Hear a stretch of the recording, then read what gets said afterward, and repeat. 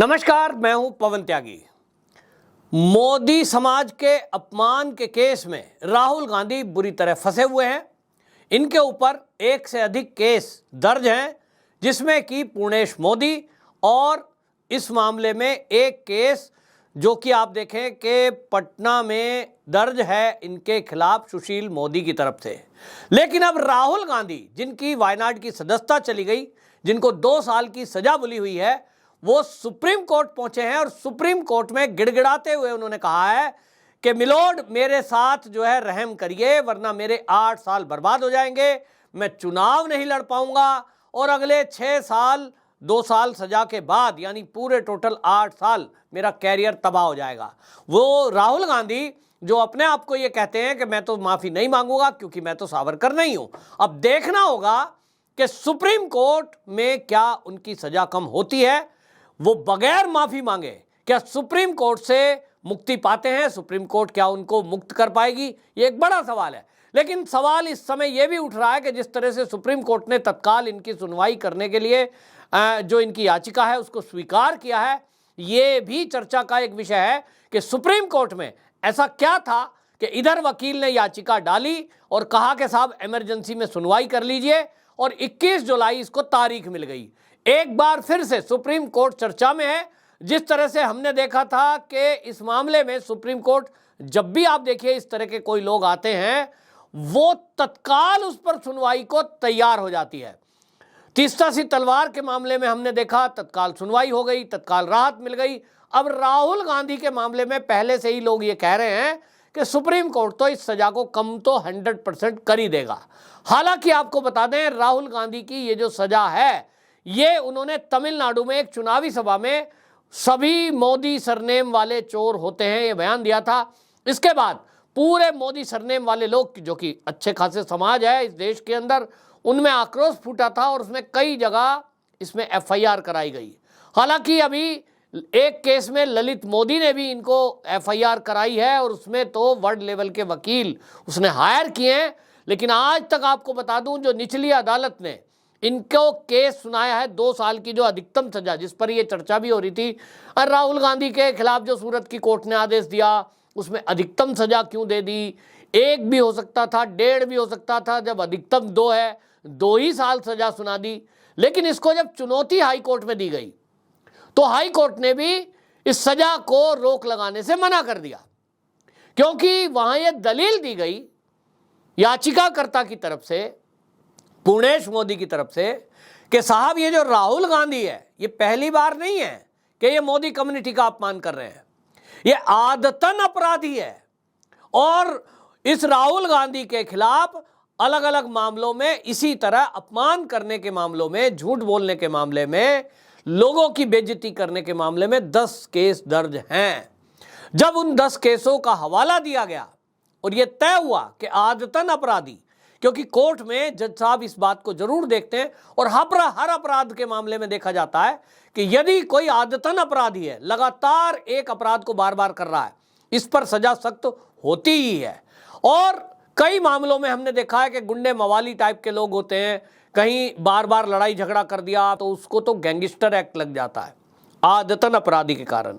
और इसीलिए इस मामले में जो सूरत की मेट्रोपॉलिटन कोर्ट थी उसमें इनको सजा बोली मैक्सिमम, और इसको लेकर के जब ये हाई कोर्ट पहुंचे, हाई कोर्ट ने भी इस सजा को स्टे करने से, कम करने से, रोक लगाने से मना कर दिया। अब सुप्रीम कोर्ट पहुंचे हैं, लेकिन सुप्रीम कोर्ट तो सुप्रीम कोर्ट है साहब। यहां तो पहले ही कहा जा रहा है कि इनको तो वहां जाते ही सजा कम हो ही जानी है, इनको तो राहत वहां मिल ही जानी है। अब देखना होगा कि राहुल गांधी को सुप्रीम कोर्ट से जो ये सजा कम होगी या जो राहत मिलेगी, क्या बगैर माफी मांगे मिलेगी या ये माफी मांगेंगे? जिस तरह से इनकी वकील की तरफ से एप्लीकेशन लगाई गई है और वो गिड़गिड़ा रहे हैं एक तरह से कि साहब मेरे 8 साल बर्बाद हो जाएंगे, तो सवाल यह है कि राहुल गांधी ने अभी तक किसी भी कोर्ट में माफी क्यों नहीं मांग ली? RSS के मुद्दे पर जरूर एक बार उन्होंने माफी मांगी थी, लेकिन मोदी कम्युनिटी के अपमान पर जब जज साहब ये कह रहे थे सूरत कोर्ट में, क्या आप इस अपने कृत्य पर माफी मांगेंगे, उस समय राहुल गांधी का एरोगेंट इतना था, अहंकार इतना था कि इन्होंने कहा मैं सावरकर नहीं हूं, मैं माफी नहीं मांगूंगा। तो तो राहुल गांधी जी से अब मोदी कम्युनिटी ये कह रही है कि अगर आप सावरकर का अपमान कर रहे हैं, ये केस एक अलग बनता है, सावरकर जी के पोते ने एक अलग एफआईआर दर्ज कराई है, लेकिन अगर आप अपनी बात पे खरे रहते हैं, माफी ना मांगना, और फिर देखेंगे कि ये सुप्रीम कोर्ट क्या करती है। माफी ना मांगने की कंडीशन में भी क्या सुप्रीम कोर्ट इस सजा को कम करेगी? ये बहुत बड़ा एक मुद्दा बनेगा। जिस सुप्रीम कोर्ट को लोगों की चर्चा से ट्विटर स्पेस पर, सोशल मीडिया पर अपने खिलाफ बयानों को लेकर ऑब्जेक्शन है, वो सरकार से कहते हैं ये ठीक नहीं हो रहा है। सुप्रीम कोर्ट को देखना होगा कि आप, जब ये देखा जा रहा है, आम आदमी देख रहा है कि एक आम आदमी है, वो लाइन में खड़ा है, उसको साल लग जा रहा है, 10 साल लग जा रहा है, कभी कभी जीवन बीत जा रहा है, उसकी तो एप्लीकेशन सुप्रीम कोर्ट तक पहुंचती ही नहीं है, पहुंच गई तो याचिका स्वीकार नहीं होती है, कोई सुनवाई को तैयार नहीं होता। लेकिन जैसे ही आप पैसे वाले हो या कोई नाम हो, आपका पहुंच हो, तत्काल स्वीकार हो जाती है, तत्काल सुनवाई के लिए डेट मिल जाती है, कभी कभी रात को भी मिल जाती है, कभी कभी ये डेट छुट्टी वाले दिन भी मिल जाती है। तब फिर आम जनता क्या अपने विचार भी ना रखे?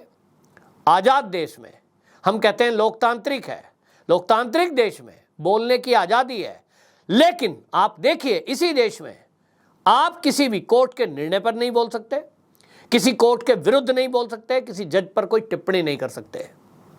ये कैसा न्याय है? ये कैसा कानून है? लोग सवाल पूछ रहे हैं।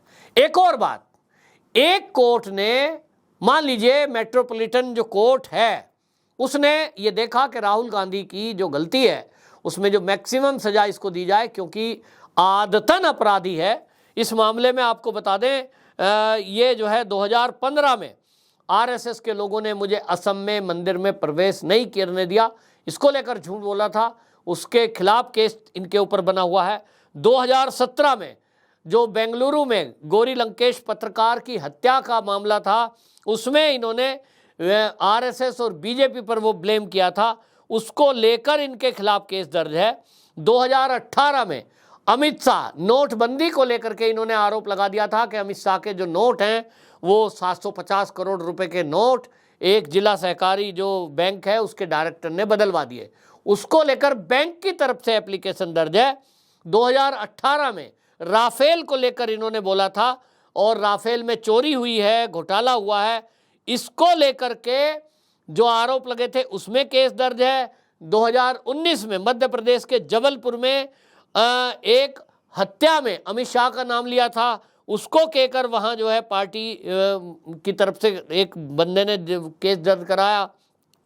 2019 में झारखंड में कांग्रेस का पार्टी का अधिवेशन था, उसमें इन्होंने हत्या का आरोप बताया था और उसमें जो है रांची कोर्ट में केस दर्ज है। इसी तरह आपको बताएं कि ये सब जो है भारत जोड़ो यात्रा के दौरान फिर से इन्होंने सावरकर पर टिप्पणी करी थी, यानी एक के बाद एक, एक के बाद एक, एक के बाद एक। कभी ये आरएसएस को गांधी की हत्या से जोड़ते हैं, कभी मोदी को राफेल में घोटालेबाज बताते हैं, कुछ भी बोल देंगे और उस पर सब जनता मौन रहेगी। ये है इनका अहंकार। और जैसा मैंने पहले कहा कि देश की जनता में सुप्रीम कोर्ट की तरफ से भी एक मैसेज गया हुआ है कि कोई पैसे वाला हो और कोई पहुंच वाला हो, हाँ बीजेपी वाला होगा तो जरूर सुप्रीम कोर्ट उस केस को तुरंत नहीं सुनेगी। ये मैं नहीं कह रहा हूं, जनता कह रही है। तो अब देखना होगा, सुप्रीम कोर्ट ने एक तरफ तो दिखाई दिया, तत्काल सुनवाई को तैयार हो गए। ऐसी क्या जल्दी थी? कोई अभी तुरंत तो वो हो नहीं रहा है, यहाँ पे ना तो जेल हो रही है, जमानत मिली हुई है, कोई कोर्ट इनको सम्मन जारी नहीं कर रही है। कौन सी इमरजेंसी थी? और इनके ऊपर तो वैसे भी नेशनल हेराल्ड मामले में केस दर्ज है भाई, उसमें भी सुनवाई होनी है।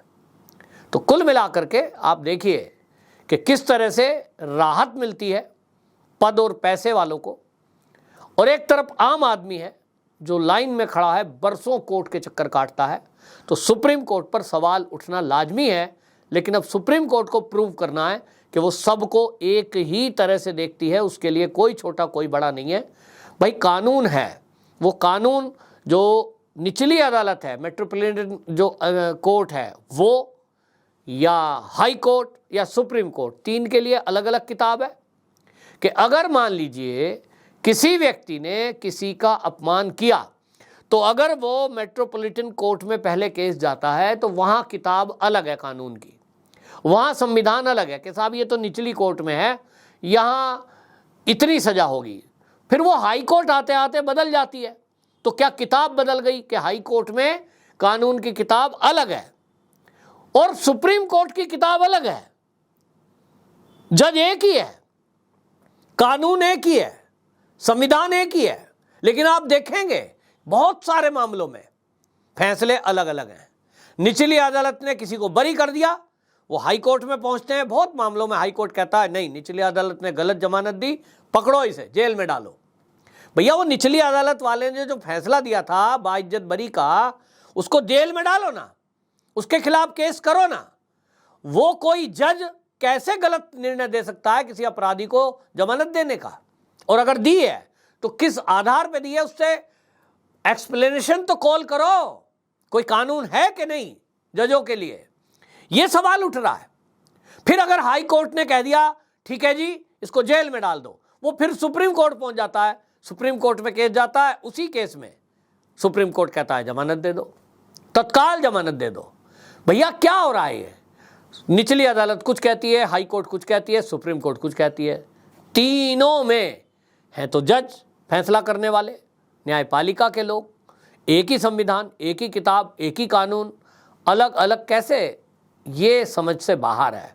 आम जनता इसको जानना चाहती है और ये जिम्मेदारी न्यायपालिका से जुड़े हुए लोगों की है कि वो इस देश में फैले हुए भ्रम को और जनता के अंदर हुए आक्रोश को जो पैदा हो रहा है इसको दूर करे। ये उन्हीं की जिम्मेदारी है। नहीं तो आप समझिए जज के प्रति इतना आदर होता है कि जज है, डॉक्टर है, इंजीनियर है, मास्टर है, यानी टीचर, समाज में इनका बहुत रुतबा है, सम्मान है। नेताओं का सम्मान नहीं करता कोई इतना, वो चेहरा देखे होता है, लेकिन इनका रिगार्ड दिल से है। लेकिन अब जनता में संशय पैदा हो रहा है, आक्रोश पैदा हो रहा है, क्योंकि चीज़ें जो दिख रही हैं पहले पता नहीं चलती थी, आज सोशल मीडिया है, एक एक चीज़ का लोग एनालिसिस करते हैं। तो अब देखना होगा राहुल गांधी बिना माफ़ी मांगे यहाँ सुप्रीम कोर्ट से राहत पाते हैं या ये सज़ा बरकरार रहती है। आपकी क्या राय है? कमेंट बॉक्स में ज़रूर बताएं। वंदे मातरम।